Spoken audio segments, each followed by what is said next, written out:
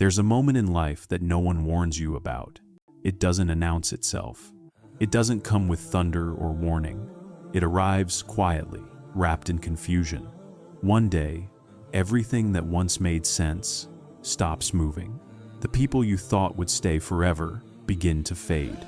Doors that always opened suddenly close, and the peace you used to feel starts slipping through your fingers. You pray, but the answers don't come. You try to fix it, but nothing listens. And somewhere in that silence, your soul begins to whisper a question it's never asked before. Ya Allah, what are you doing to me? You look at your life, and it feels like loss. You call it punishment. You call it delay. You call it failure. But heaven calls it something else. A test that decides your path. Because there is one test, one sacred storm, that separates those who believe in Allah from those who truly know Him. It's not the test that ruins you. It's the test that reveals who you were created to become. You see, the moment Allah loves a soul, He doesn't always send blessings wrapped in comfort. Sometimes, He sends storms wrapped in wisdom. And when that storm arrives, it doesn't mean He's angry. It means He's choosing you. Tonight, we're not just talking about tests. We're walking into the one test that rewrites your destiny. The test that strips everything you relied on until only your heart and its creator remain. This is the moment where the believer meets the lover.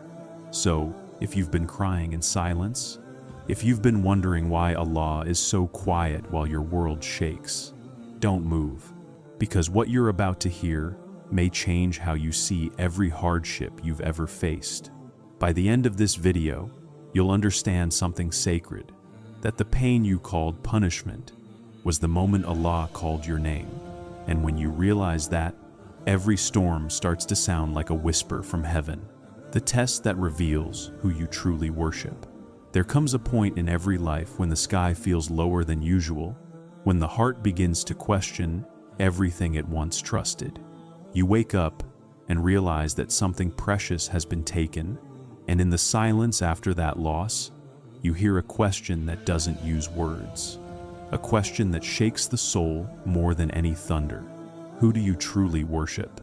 It's simple to love Allah when He keeps giving, when every prayer is answered quickly, when your heart feels safe and your plans move forward.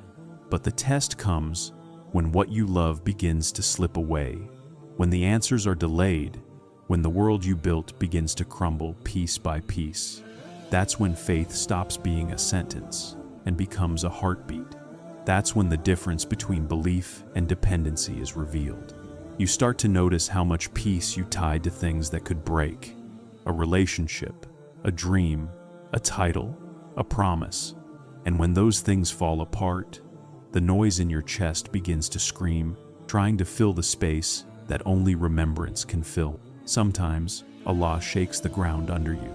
So, you'll stop worshiping the ground and start remembering the one who made it. He removes the temporary shelters so you'll discover the eternal home. He lets the illusion fade until only truth remains. You may cry until your voice gives out. You may question why you were chosen for such weight, but even your tears are forms of prayer. Every breath you take through pain is proof that your heart is still reaching for its maker. Faith is not about never falling apart. It's about remembering who holds the pieces when you do.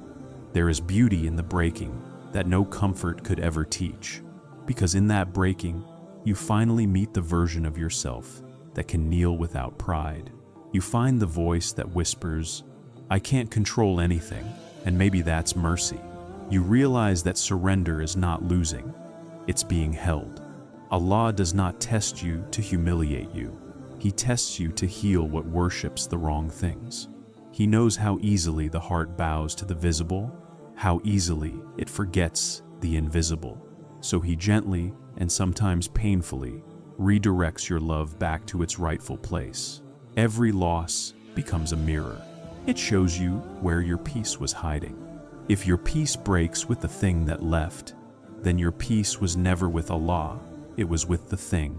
And He, in His mercy, won't let you build your forever on what was meant to fade. You might look around and think, everyone else still has what I lost. But the unseen world is not measured by what's in their hands. It's measured by what's alive in their hearts. And sometimes, the one who looks empty on earth is overflowing in the heavens. So do not envy those untouched by storms. Perhaps Allah has already finished their lesson, or perhaps their storm is still sleeping. Yours arrived early because He saw something in you that was ready to grow. When the night is heavy and you can't explain the ache to anyone, sit quietly and whisper gratitude, not for the pain, but for the chance to prove your love in it. Tell Him, I don't understand this, but I don't want to live a life that only trusts you when it's easy. That simple sentence turns darkness into worship. Because worship is not only prayer mats and verses recited aloud. Sometimes it's just breathing and refusing to curse the storm. It's choosing trust one more time when you have no reason left except love. The test will strip away your old definitions of success. It will ask, who are you if everything is taken? And in answering, you'll discover that you were never the sum of your possessions, nor the applause of others, nor even the stability of your own plans. You were always the servant of the one who never leaves. He watches every tear that falls unseen. He records every small act of patience that you forget. And each of those moments becomes light, tiny sparks that will one day surround you in the world to come, when the story makes sense and the pain becomes proof. Hold on to this. You are not being tested because you are weak. You are being trusted because your soul was built for depth. Allah does not plant seeds in shallow soil. He digs deep, removes the stones, breaks the ground, and then He plants something eternal there. The breaking of the earth looks violent, but without it, nothing grows. So too with you. The shattering you fear is simply the soil being prepared for light. And as the days go on, you'll start to notice a new strength forming quietly. Not the strength of control, but the strength of surrender. You'll start to smile through the ache, not because the pain is gone, but because you've begun to see purpose behind it. That's when the test begins to change color. The same event that once felt like a curse becomes the moment you met your real self. The self that worships not out of habit, but out of love. You'll realize that peace doesn't mean the absence of problems. It means the presence of Allah in every heartbeat. And suddenly, every memory that used to hurt will start to glow softly, like a lamp guiding you back to Him, when Allah destroys your plan to save your soul. Sometimes, you spend years building something with your own hands. A dream, a relationship, a future that feels certain. You pour your time, your energy, your heart into it, and one day, it all begins to fall apart for reasons you can't explain. You try harder. You pray more. You patch the cracks and call it patience. But the walls keep collapsing no matter what you do. It feels unfair. It feels personal. And yet, somewhere inside, a soft whisper says, maybe this is not the devil ruining me. Maybe it's Allah rescuing me. Because sometimes He doesn't protect you by giving. He protects you by taking. He sees what you cannot. He knows where this road ends. He knows which success would poison you, which relationship would turn worship into distraction, which comfort would put your soul to sleep. So He intervenes like a surgeon who loves his patient too much to let the disease spread. He cuts not to hurt, but to heal. And from where you stand, all you can see is the blade. But from where He stands, it's the beginning of your cure. You may beg, please don't let this happen. You may cry until your body shakes. You may think He's ignoring you. But in the unseen, angels are writing, a heart is being purified tonight. The destruction of your plan isn't rejection, it's redirection.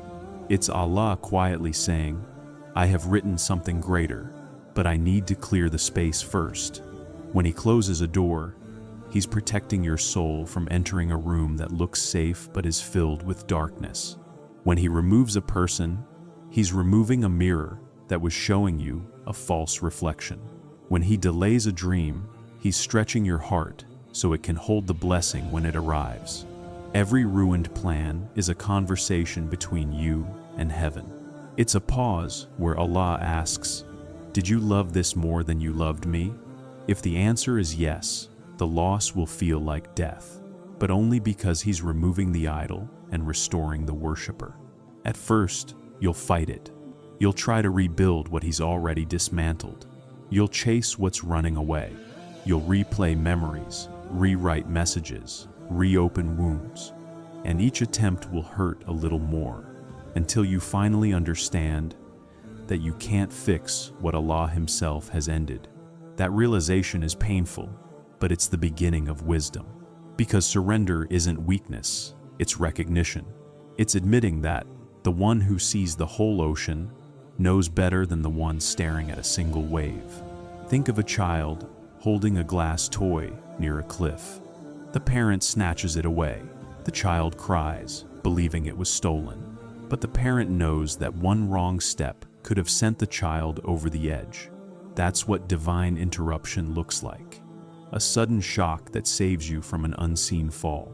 One day, when enough time has passed, you'll revisit the ruins of that old plan and finally see the wisdom. You'll whisper, "If that had worked, I would have lost myself." You'll thank the very pain that once broke you, because sometimes the destruction of your plan is the construction of your purpose. In those first dark nights, though, you won't see any purpose. You'll only see loss, and that's when trust becomes real. Trust isn't believing that life will go your way. It's believing that Allah's way is better even when you can't see it. Every prophet tasted that moment. Yusuf saw betrayal before honor. Musa faced the sea before the escape. All were led through loss before arrival. It's the law of growth. You lose first, then you learn, then you live. So when the storm hits, don't assume you've failed. Maybe heaven decided to upgrade your destination. Maybe what felt like the end is just the turn toward truth. Sit with the rubble. Breathe through the questions. Tell Allah what hurts, but don't accuse Him of injustice. Say, "I don't understand yet, but I know you don't waste pain." Those words alone can turn a breakdown into worship. Slowly, the panic inside you will quiet. The pieces of your heart will stop fighting the will that shaped them. And in that calm, after the storm, you'll notice a strange kind of light rising from the debris. The light of awareness.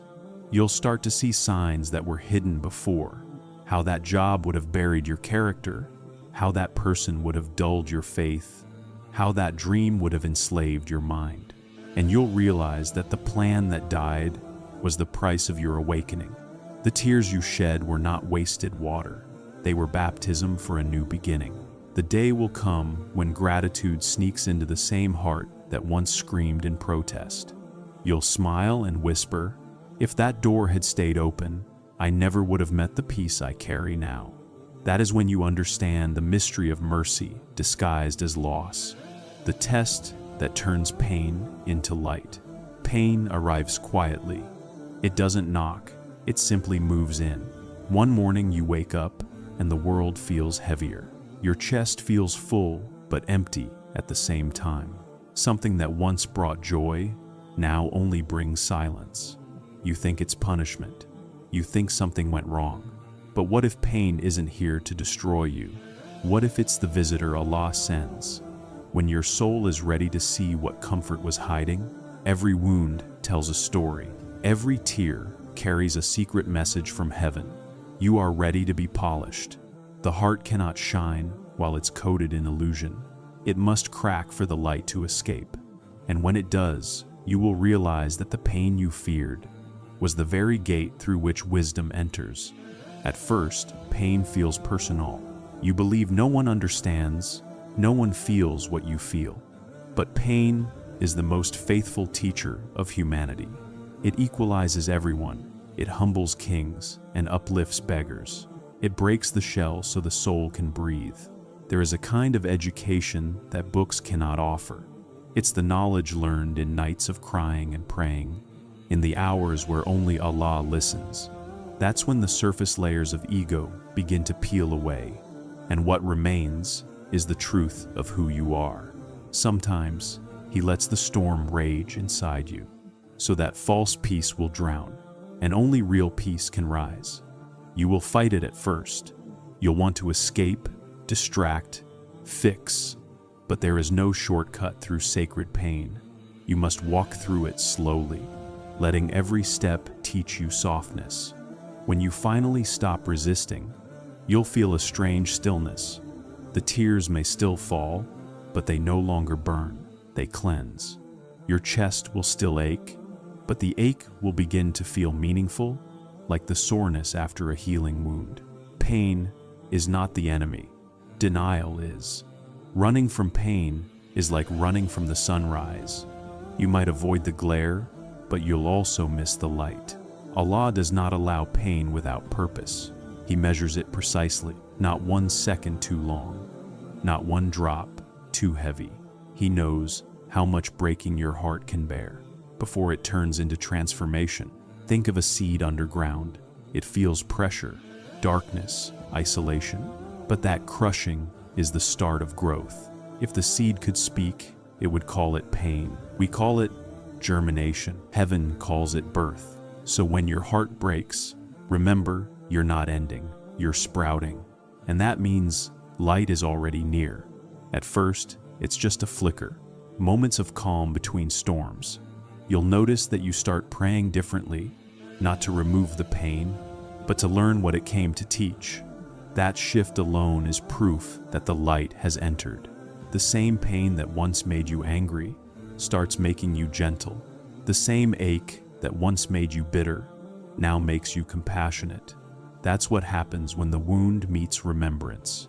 It turns into a lantern. The heart that has never been hurt can speak about faith, but the heart that has been crushed and still loves becomes faith. You'll begin to understand people differently. You'll stop judging so quickly because you'll remember what darkness feels like. You'll start forgiving more easily because you'll remember how much you needed mercy too. That's how Allah spreads light through pain. He doesn't send it from above. He grows it inside you until you can give it to others.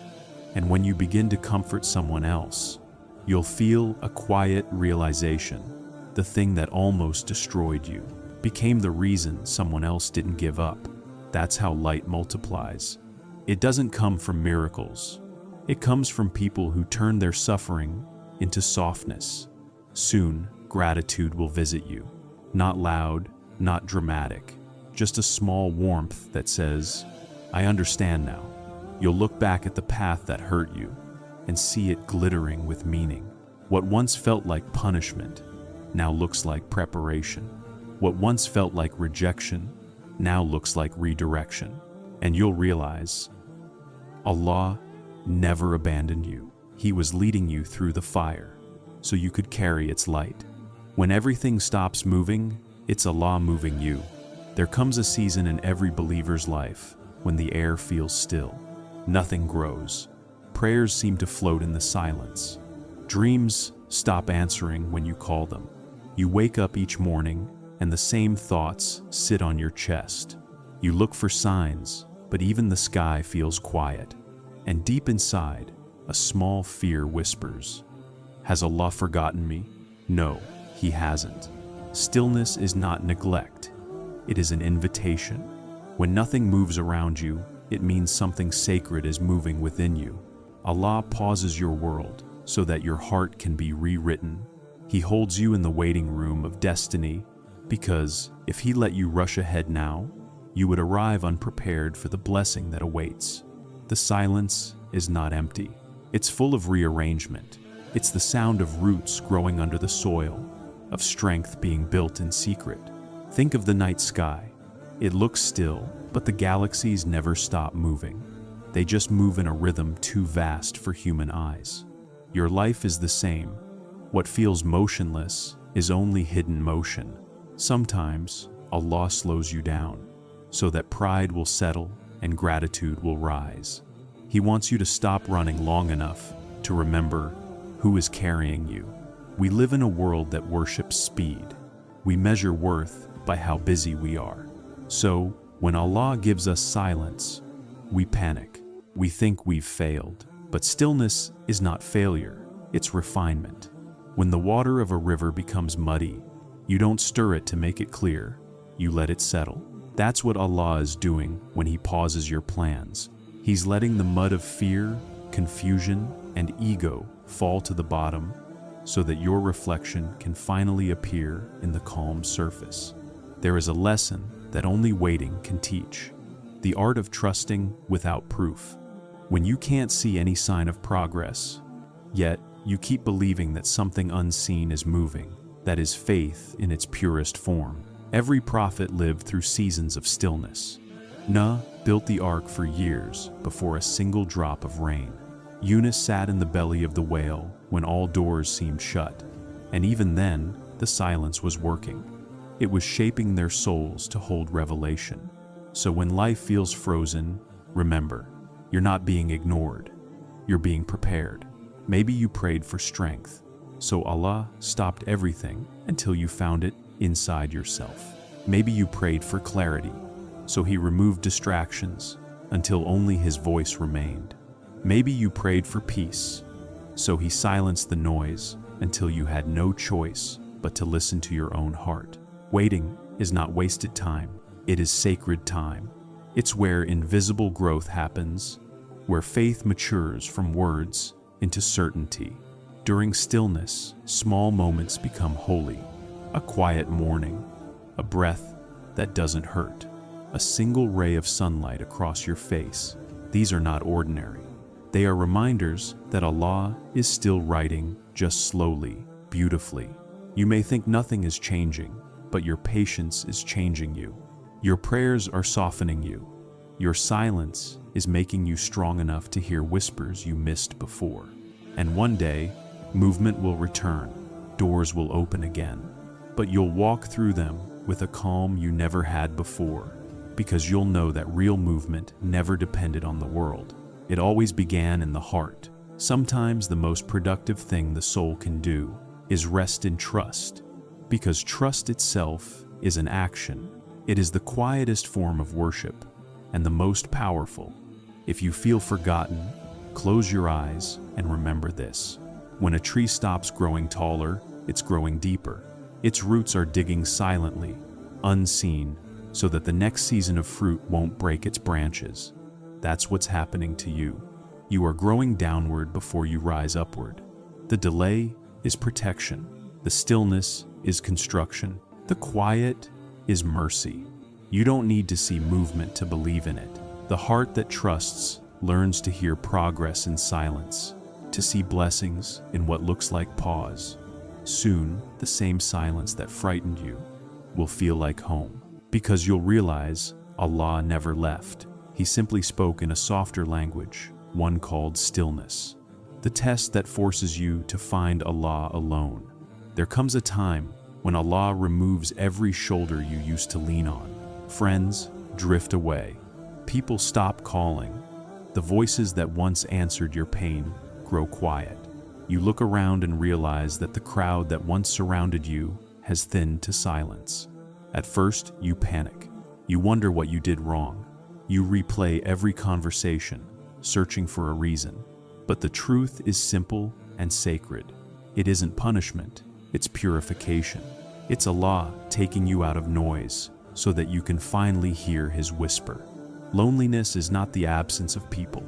It's the space Allah clears so that only He remains. When every human hand pulls away, it's because the divine hand is reaching closer.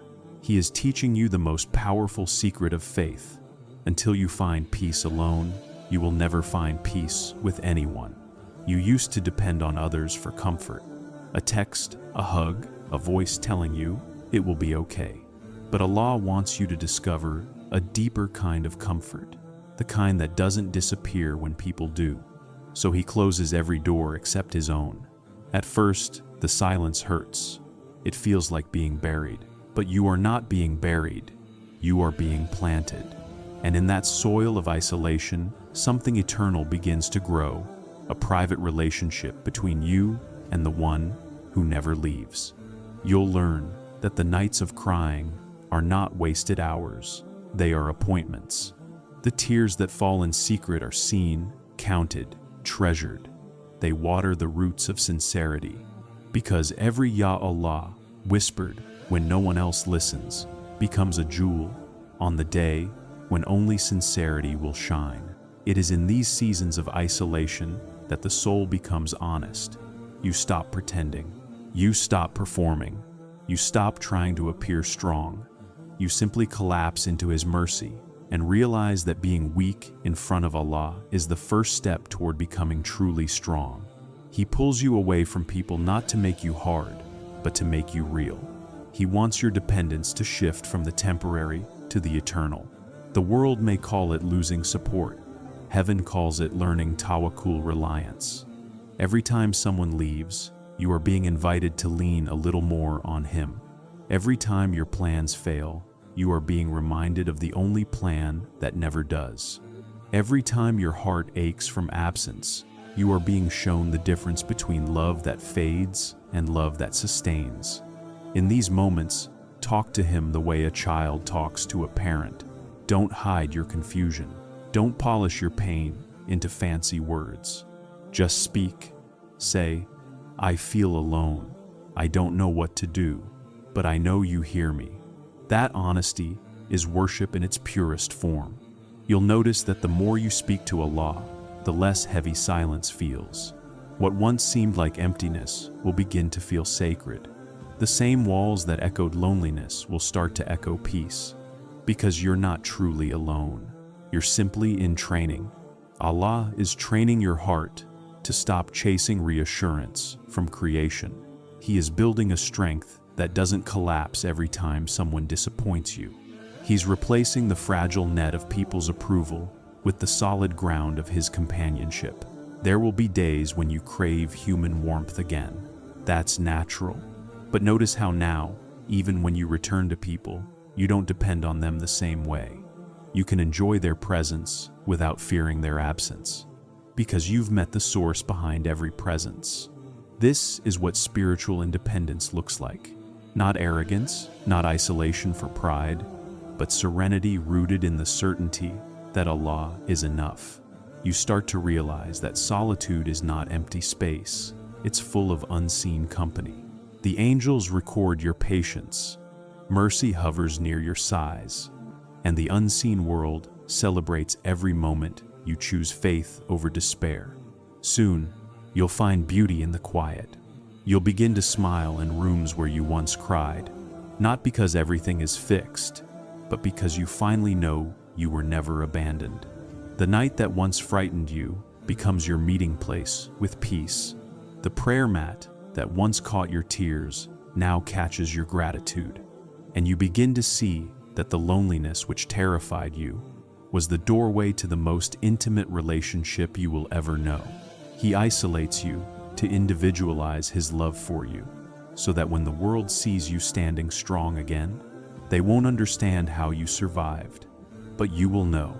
I wasn't alone for a single heartbeat. As time passes, something begins to shift inside you. You stop begging people to understand you. You stop expecting them to feel your pain the way you do. You begin to realize that some distances are not mistakes, they are divine directions. Every unanswered call, every broken friendship, every betrayal that was never meant to humiliate you.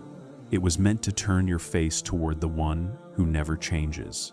There will be moments when the emptiness returns, when you miss the sound of companionship. But now, instead of filling it with noise, you'll fill it with remembrance. You'll start to talk to Allah the way you used to talk to your closest friend. You'll tell Him what made you smile that day. You'll tell Him what you're afraid of tomorrow. You'll tell Him the stories that no one else has the patience to hear. And you'll feel something you never felt before, the peace of being fully known. Because that's the beauty of divine friendship. You don't need to explain. You don't need to impress. You just need to be. And in being, you are loved.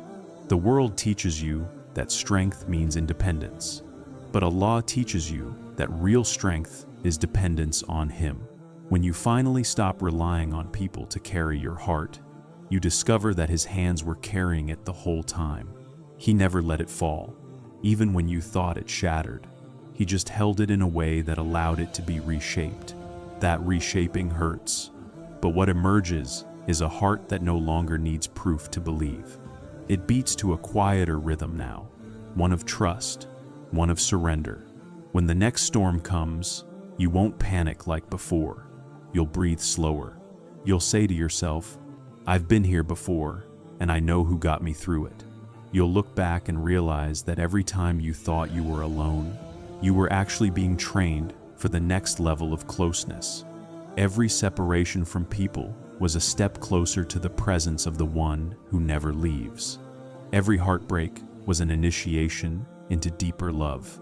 Not worldly love, but divine love that never demands and never ends. This kind of closeness can't be taught in words. It must be lived through silence. You find it when your plans collapse, when your comfort is taken, when your only option left is prayer. That's when faith stops being theory and becomes breath. You start to see signs in everything. A bird pausing on your window, a verse you come across accidentally, a delay that turns out to be mercy. You begin to understand that nothing is random. It's all communication from the one who now speaks directly to your heart. And then you realize this was never about losing people. It was about meeting Allah in a way you never could while distracted by them. He isolated you because He wanted to teach you what love feels like, when it doesn't need a body, a name, or a reply. That love becomes your anchor. It steadies you when everyone else drifts. It keeps you warm even when the world turns cold. People will notice the difference. They'll see a calm in you that wasn't there before. They'll see that you don't chase validation anymore. They'll see that you forgive more easily because you're no longer begging anyone to fill your heart. And you'll smile quietly, knowing that your peace no longer depends on being understood. That's what happens when Allah becomes your closest friend. He replaces noise with clarity, fear with faith, emptiness with connection. You learn to enjoy solitude. You begin to see it as a sacred garden, not a prison. You walk through it slowly, feeling His nearness in every heartbeat. You realize that prayer isn't a chore, it's conversation. It's not something you have to do. It's something you can't live without anymore. And when you finally return to the world, to relationships, to plans, to people, you return differently. You give love without losing yourself. You stand among others without craving their approval. You listen more, need less, and carry light wherever you go. Because now you know where to refill your soul. You know who to run to when everyone else runs away. That's the real miracle. Not that you survived the loneliness, but that you turned it into friendship with the divine. And that friendship changes everything.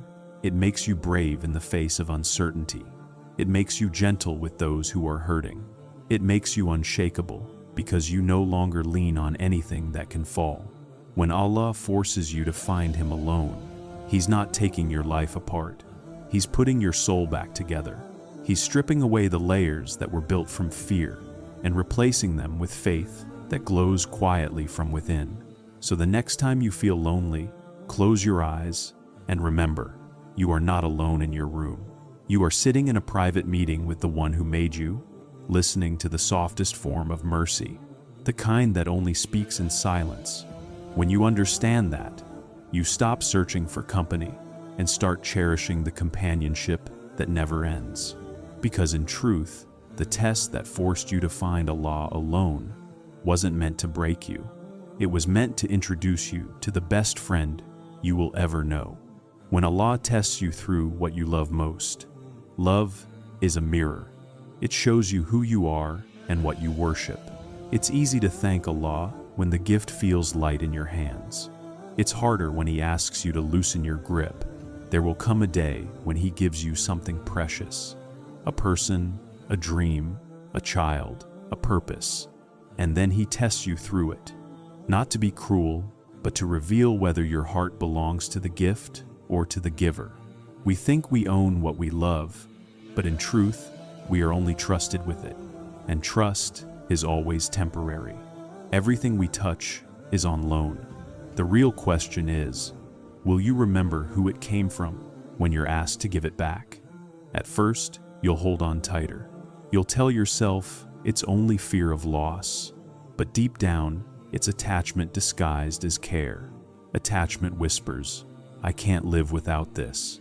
Faith whispers, even without this, I still have him. Allah tests us through what we love because he knows. The heart can't serve two masters. It must choose between dependence and devotion. And often, we don't realize we've chosen dependence until he gently begins to take the object away. He doesn't always remove it completely. Sometimes, he just changes it, makes the person distant, the job unstable, the dream unreachable. Not to torture you, but to help you see that your peace was never meant to live inside something mortal. When that shift begins, the ache is sharp. You wonder, why this? Why the one thing that made me feel alive? But that question hides a secret. Perhaps you gave that thing the power that belonged to him alone. He will never allow a false god to rule a heart he loves.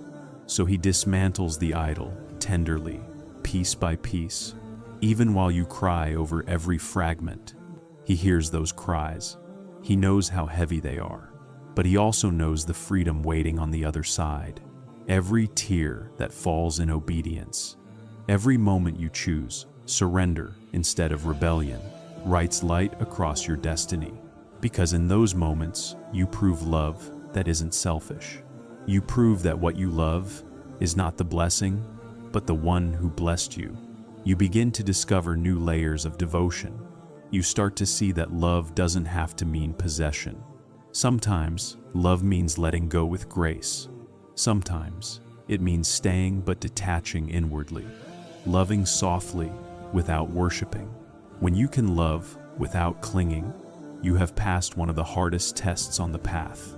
It's not coldness, it's maturity. It's learning to hold something beautiful in open palms, ready to return it whenever he asks. The saints understood this secret. They loved deeply, but their hearts remained free. They could lose everything and still glow because nothing they loved ever competed with Allah. You will reach that stage too, slowly, through tears, through surrender. You will learn to love differently, to love with gratitude, not dependency, to love as reflection, not replacement. Then one day you'll wake up and notice the ache is softer. You'll still miss what changed, but you'll no longer resent the change. You'll feel a strange peace in your chest, as if the thing you lost now lives inside you as wisdom. That's how Allah transforms love. He takes it from the level of emotion to the level of worship. It becomes purer, lighter, eternal, and you realize you didn't lose love at all. You only lost the illusion that love had to come from creation. When the storm of separation quiets, you start to notice the gentle patterns hidden beneath it. The same love that once made you restless now teaches you stillness. The same longing that once burned becomes a candle instead of a wildfire. You begin to understand that love itself was never the problem. It was where you placed it. Love is sacred when it points you back to the source. It becomes suffering when it pulls you away. So Allah reshapes it. He takes a love that was narrow and turns it into something vast. What you felt for one person, one dream, one moment. He expands until it becomes love for everything he has made. The sunset reminds you of him. The laughter of a stranger feels like his mercy. Every heartbeat becomes remembrance. That's what happens when attachment melts into devotion. You stop loving because of what something gives you, and you start loving because of what it reveals of him. There's a new softness in you now. You no longer demand that life be perfect. You no longer measure love by possession. You start to love people while letting them belong to their own destinies. You bless them when they leave. You pray for them when they stay, because you trust that everything connected through Allah remains connected even in distance. In this stage, your heart learns silence. Not the silence of emptiness, but the silence of acceptance. You no longer need constant reassurance. You no longer chase what runs away. You rest in the knowledge that what is meant for you will return, and what isn't will fade without bitterness. It's not that you've stopped feeling, you just feel differently. The edges are softer, the fears quieter. Your love becomes gentle strength instead of fragile hope. People will notice a change in you. They'll sense peace even when you speak of loss. They'll see that your smile no longer depends on outcomes, and they'll wonder how you found such calm after heartbreak. You'll know the answer, but you won't try to explain, because this kind of peace can't be described. It must be lived. It's the peace that comes from realizing that nothing was ever truly yours, and yet, through surrender, you possess everything worth having. You will find yourself loving Allah in ways you never did before. You'll see His gentleness in every delay, His wisdom in every ending, His closeness in every empty space. The heart that once cried, "Why me?" now whispers, "Thank you for choosing me." And just when you think the story has ended, He surprises you with new blessings. They appear quietly, like dawn after a long night, a new opportunity, a healed relationship, a version of yourself you barely recognize, stronger, softer, wiser. This time, you hold blessings differently. Your grip is lighter, your gratitude deeper. You no longer say, "This is mine." You say, "This was given." And that small change in language turns every possession into a prayer. Now, if Allah takes it again, you don't collapse. You bow. You say, "It was yours from the beginning." That's the maturity of faith, to love without chains, to hold without fear. When He tests you through what you love, He's not trying to make you suffer. He's trying to teach you how to love in the way He loves, without need, without demand, without ending. You realize that every story of loss was secretly a love letter from the divine. It said, "I know you love this, but I love you more than to let it define you." So, He rewrote your story. He took the same heart that once worshipped creation and turned it into a home for remembrance. Now you understand why every tear was necessary. Each one carved a deeper space for light. Each one turned love from emotion into devotion. And in that light, you see everything clearly. You were never losing anything. You were being refined into someone who could finally carry eternal love without breaking. That's how Allah tests through what you love. He removes the temporary to reveal the timeless. He breaks the idol to free the worshiper. He takes from your hands so that He can place something greater in your heart, Himself. When that realization settles, your whole life begins to glow differently. The world doesn't change, but the way you see it does. Every sunrise feels like reassurance. Every challenge feels like conversation. Every act of love feels like prayer. And you whisper one final truth. Now I understand. The one you took away was never mine to keep. But through losing them, I found the one who can never be lost. The storm that turns you into a servant. There comes a point when the sky darkens without warning. The life you built with steady hands begins to tremble. Plans unravel, people change. Doors you thought were solid start creaking open to wind. And in that noise of breaking, you stand still, wondering what you did wrong. You try to fix it. You tighten every rope, repeat every prayer you know, push harder, speak louder, but nothing listens. The storm keeps coming, and everything you thought you controlled slips through your fingers like rain. That's when the truth begins to whisper. This isn't punishment, it's transformation. The storm did not arrive to drown you. It came to drown your illusion of control. For so long, you moved like the master of your own story. You planned, predicted, and believed that effort alone could guarantee peace. But the storm comes to remind you that you are not the author, you are the line being written. When lightning flashes across your plans, you suddenly see how fragile they always were. You see that you depended on your strength, your intelligence, your timing, and now those strengths are powerless against wind and rain. That helplessness isn't defeat. It's the doorway to servanthood, because only when you realize you can't steer the storm do you finally look up instead of ahead. At first, surrender feels like failure. You whisper, "I'm done," and think you've lost. But heaven hears those words differently. Heaven calls it awakening.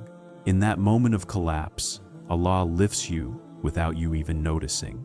He carries what your pride used to carry, and you begin to understand that real strength is not the ability to hold on, it's the courage to let go. The storm breaks you down to simplicity. You stop arguing with destiny. You stop trying to understand every wave. You simply begin to breathe again, slowly, honestly, whispering, "I trust you." Each wave that once frightened you becomes a teacher. It shows you what was never truly yours: the power, the certainty, the control. And as those illusions wash away, what's left is something clean, a soul that no longer needs to pretend it's in charge. You start noticing small mercies even inside the chaos.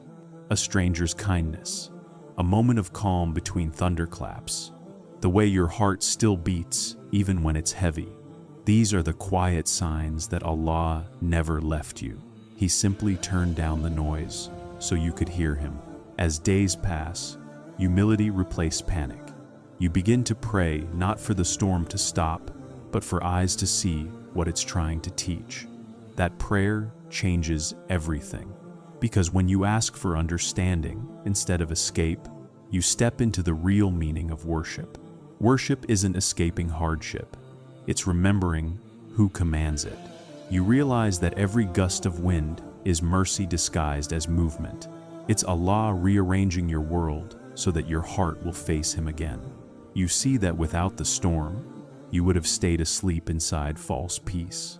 Slowly, gratitude grows where fear used to live. You start thanking Allah for the same situation that once terrified you. You say, "I see now, you weren't trying to break me. You were trying to bend me into prayer." That is servanthood. To bow willingly after life has bowed you forcefully, to find sweetness in submission after tasting bitterness in control. Once you taste that sweetness, the storm no longer looks like an enemy. You stop begging it to leave. You start asking it to teach you everything it came to teach. And it does.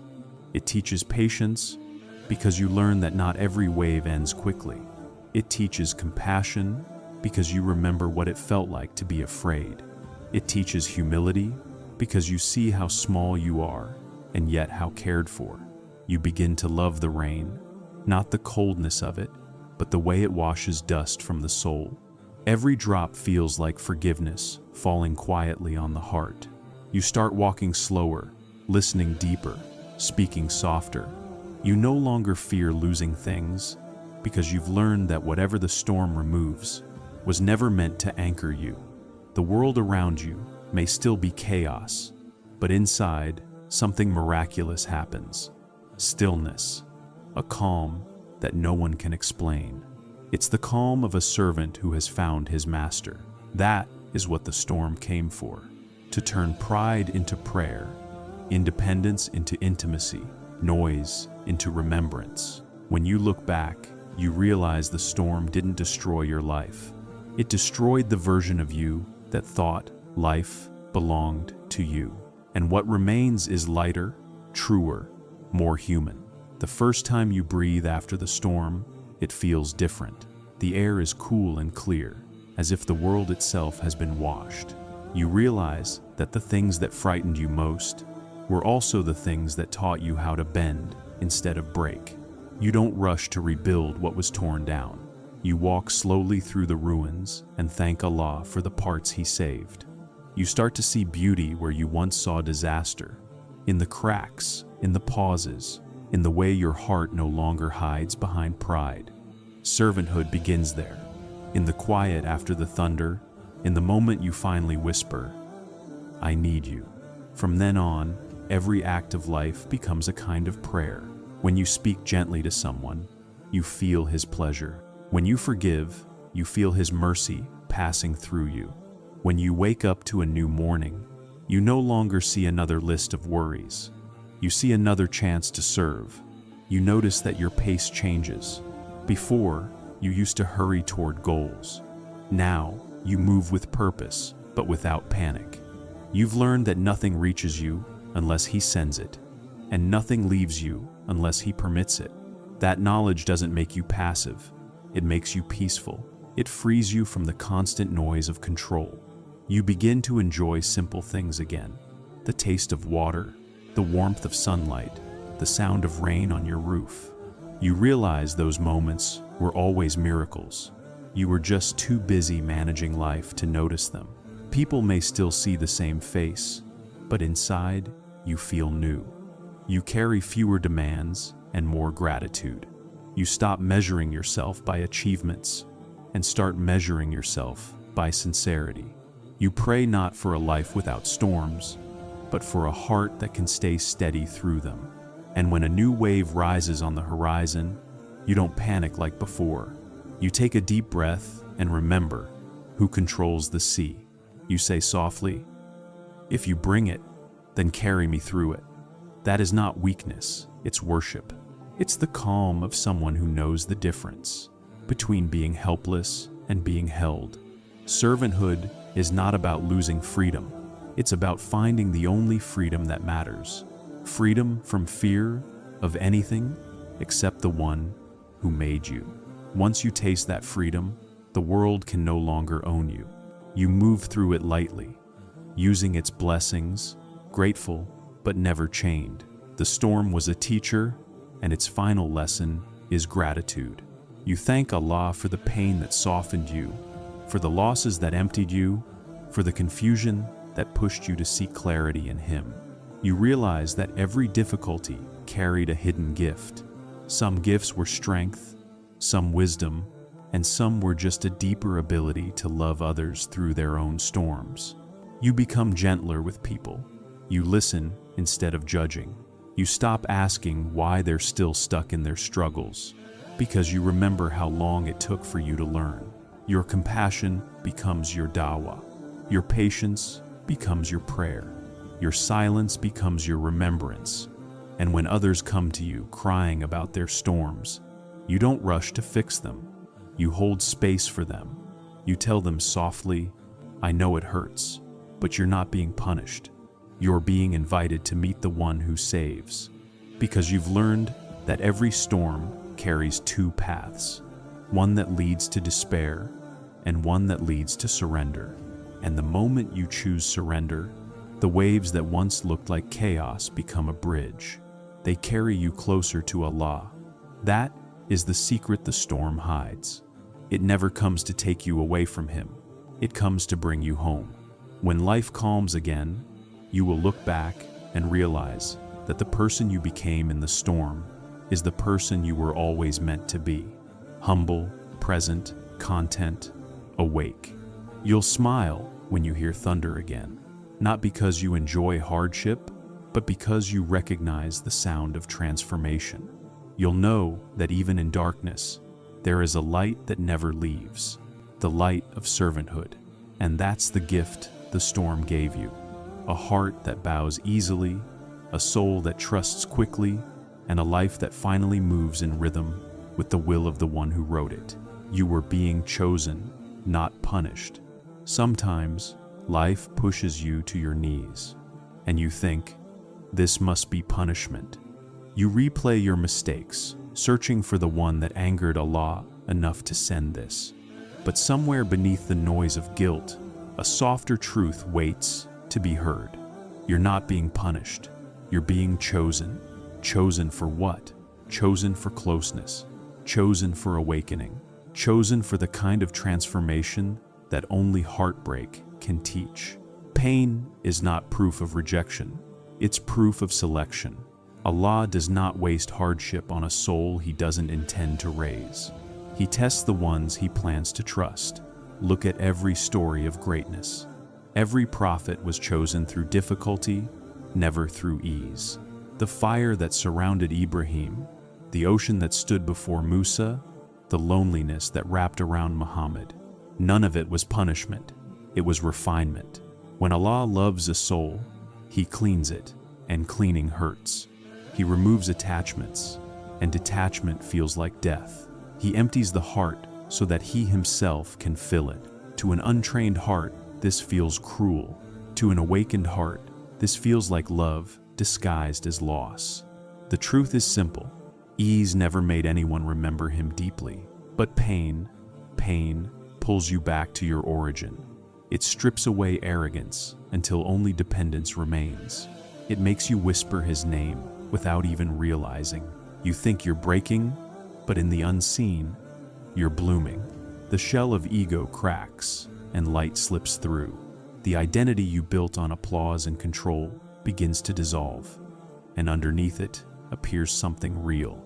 The servant you were always meant to be.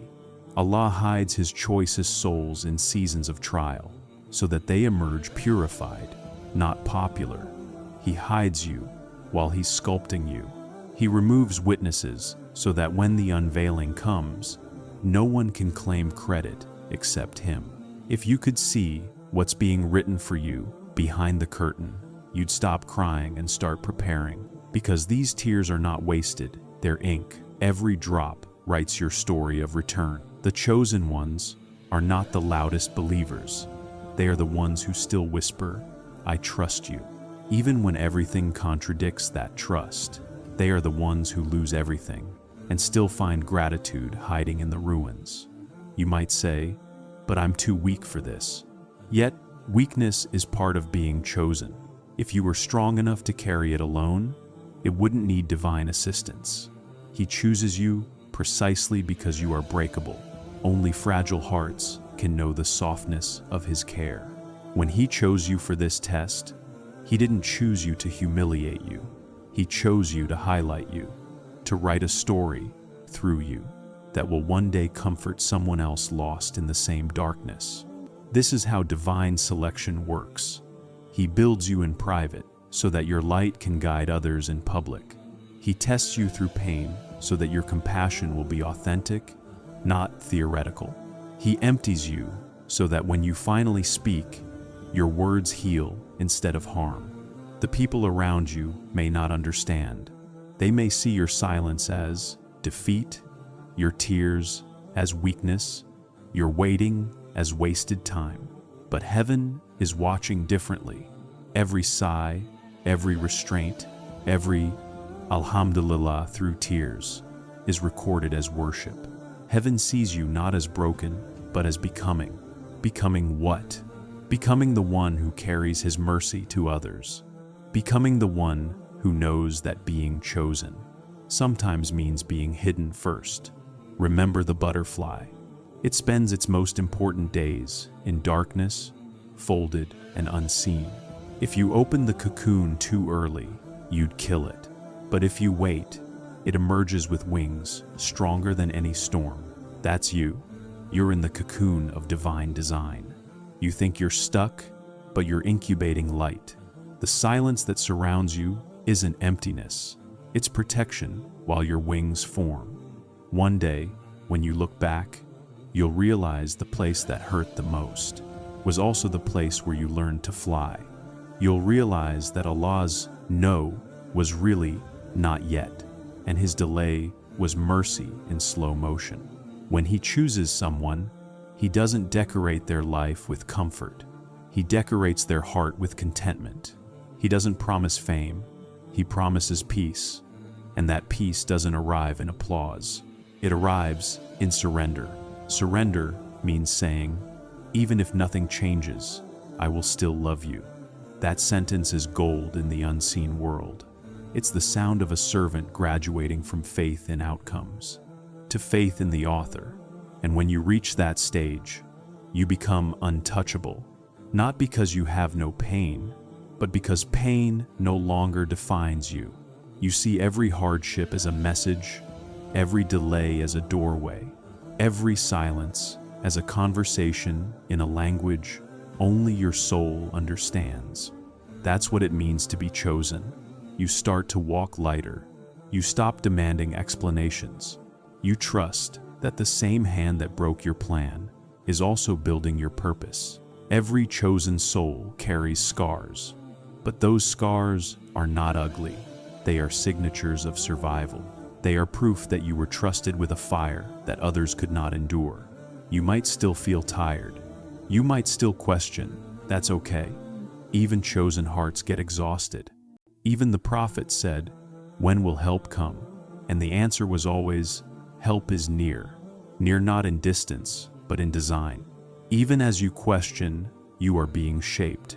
Even as you cry, you are being seen. Even as you wait, you are being written into the story of the loved. So, if you're in the middle of your storm, if everything feels stripped away, remember, the fire that burns away illusion also reveals gold. You're not being punished. You're being purified. You're not falling apart. You're falling into place. The chosen ones rarely realize they're chosen until the end. They spend years thinking they're forgotten, only to find out later that the silence was a sanctuary. When the long night finally softens into dawn, you begin to see what the darkness was doing. It was stretching you, widening your heart so it could hold more light. You thought you were being abandoned. You were being expanded. The same moments that once made you cry now make you quiet. You don't rush to explain them anymore. You just breathe and whisper. Subtle. You were so subtle. You see how every detour led you back to the center. Every delay built endurance. Every heartbreak made space for humility.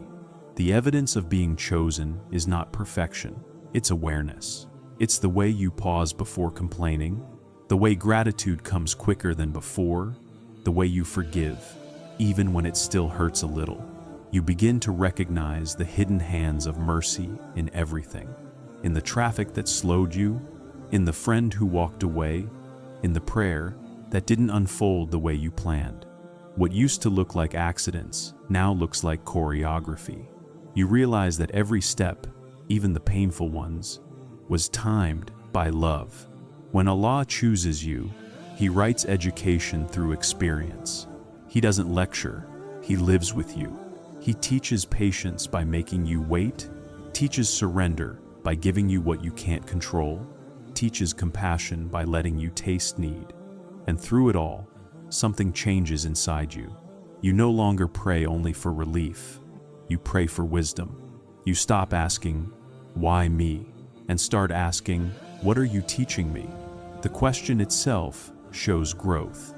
It means the pain has succeeded in turning you toward meaning. Chosen souls start moving differently. They walk slower, speak softer, listen longer. They no longer need to win arguments. They need to preserve peace. Their strength becomes quiet. Their success becomes service. You'll notice this in yourself too. You'll start feeling tenderness for people who are still fighting their storms. You'll see your old self in them and smile. Instead of judging, you'll reach out gently, because you remember how heavy confusion felt, and how kind a single understanding word can be. That is one of the rewards of being chosen. You inherit gentleness. You carry mercy the way trees carry fruit, silently, naturally, for whoever is hungry enough to take it. One day, you'll look at the scars and feel no bitterness at all. You'll touch them like metals.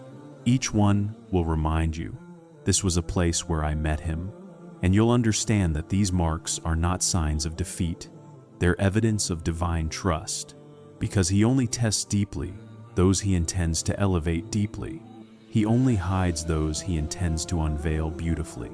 He only breaks the ones whose light He plans to multiply.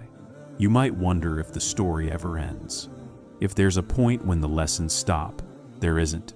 Chosen souls keep learning until their last breath. But the learning becomes gentle. It no longer feels like loss. It feels like polishing. You start to live with a quiet certainty. Whatever happens, it's happening for you, not to you. Every event becomes a letter. Every moment, a message. You begin to see the world as a classroom, and yourself as a student, perpetually in love with the teacher. When you reach that state, joy returns, not the noisy joy of excitement, but the calm joy of contentment. You can smile in any weather. You can stand in any crowd and still feel close to him. That closeness becomes your true home. People will ask what changed. You'll tell them, nothing outside, only my sight.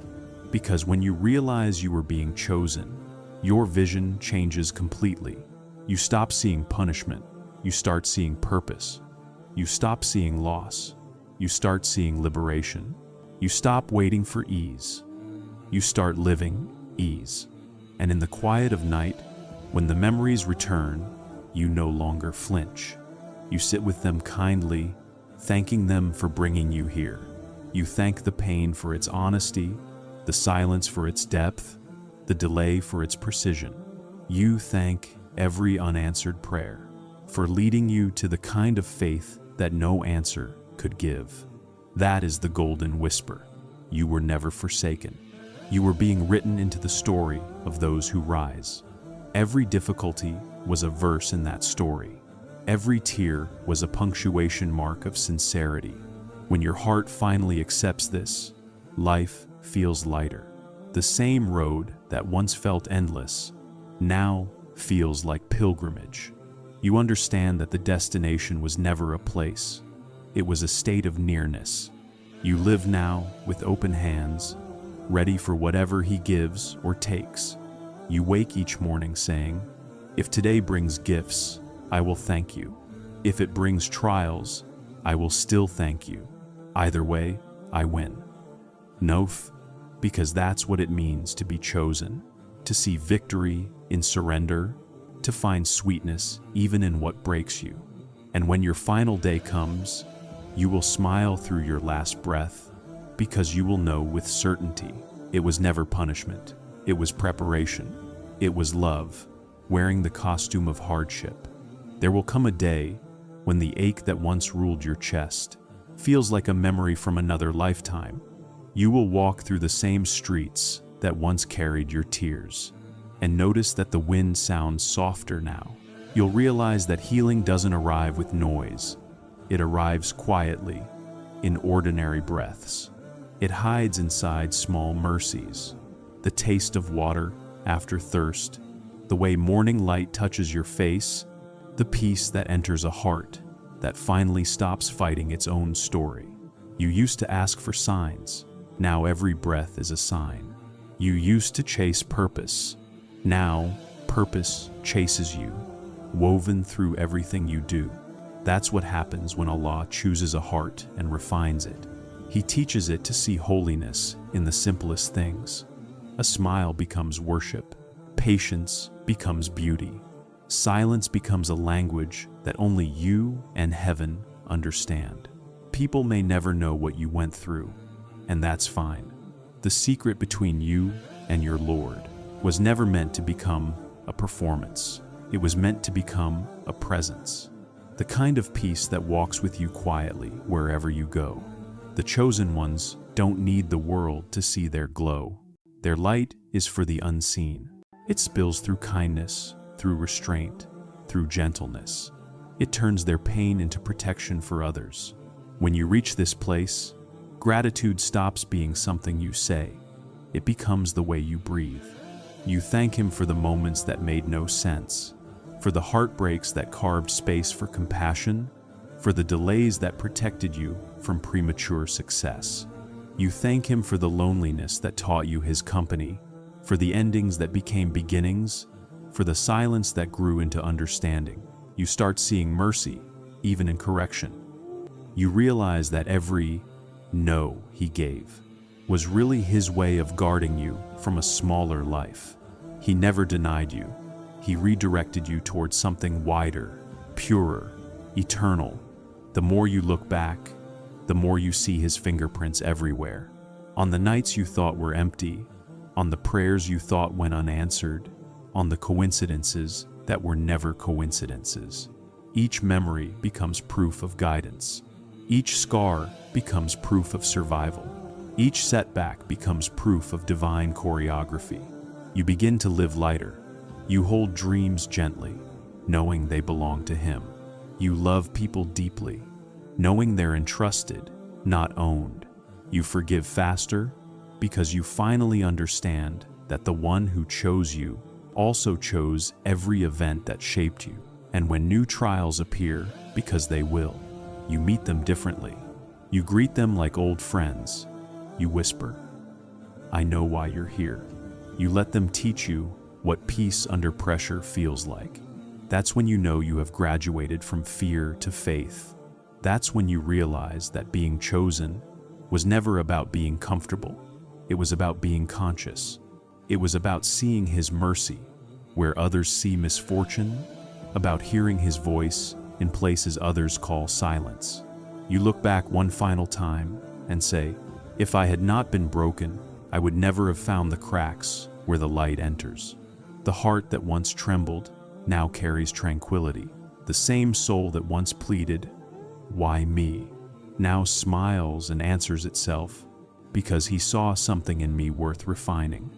And in that answer, you find completion. You understand that every tear, every delay, every hidden mercy was the handwriting of love, that the whole time you were calling for rescue, you were already being carried. When you finally rest your head after years of searching, you'll feel a quiet voice settle in your chest.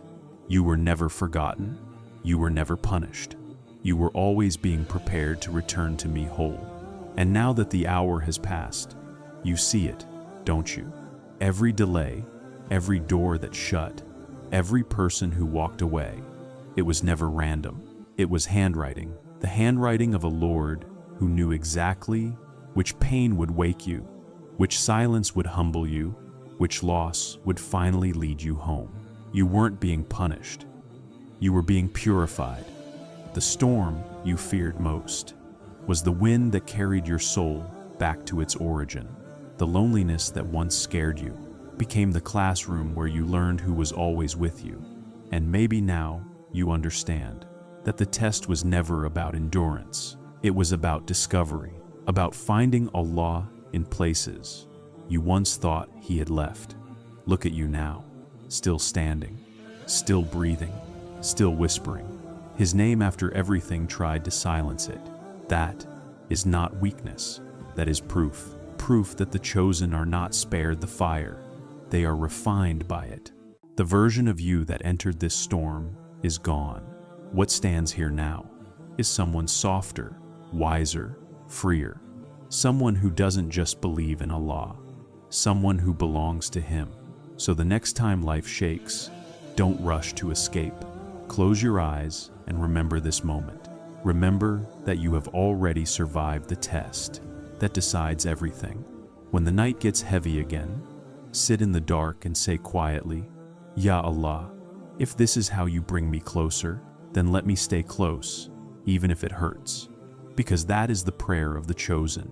And as the credits of your story continue to unfold, may every heartbeat carry one truth, that you were never forgotten, never punished, only written into the hands of mercy. You were never being destroyed. You were being designed. Until the next storm, walk softly, breathe deeply, and remember, the test was never the end of you. It was the beginning of the version Allah always meant the world to see.